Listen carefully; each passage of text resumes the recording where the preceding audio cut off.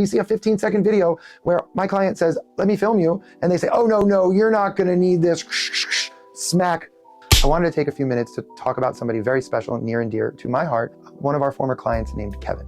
Kevin's situation was he was arrested for DUI, and it was a false arrest. He had been going out in downtown Fort Lauderdale, and he just wasn't feeling well. He was a little sick when he went out, not feeling well, a little under the weather, ate some food, and it just didn't really agree with him. He had maybe a drink or two. He pulled over to the side of the road because he wasn't feeling well, and he fell asleep. First of all, it was a deliberate decision of his, so it wasn't like he fell asleep at a stoplight or in the middle of the road. He had pulled into a residential neighborhood. This was a case that we had tried to negotiate a reduction of charges with the prosecutors, but for some reason they were just very disagreeable. We said, well, you know what? We think we have a really good case. We think he's innocent. This was back when Fort Lauderdale police did not have a DUI task force. There were no videos. There was no body camera footage. But Kevin told me, he said, Adam, police officers were very mean. They were very rude. They kind of roughed me up.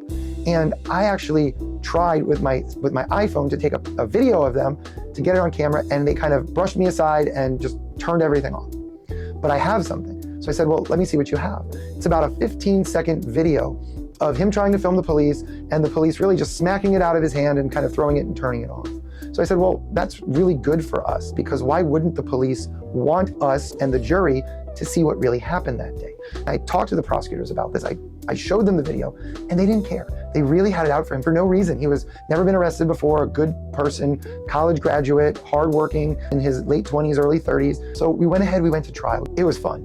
These two Fort Lauderdale police officers, they took the witness stand, and boy, oh boy, did they lie through their teeth. They said, under oath, we had no problem with Kevin filming us. Oh, really, officer? You had no problem? Oh, absolutely.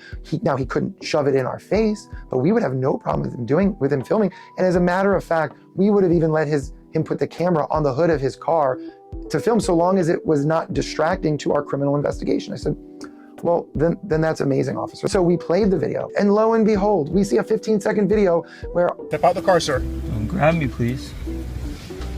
You won't need this right now. Don't grab my phone. That's my rights. Okay. Whoa. And just really exposing that these cops flat out lied.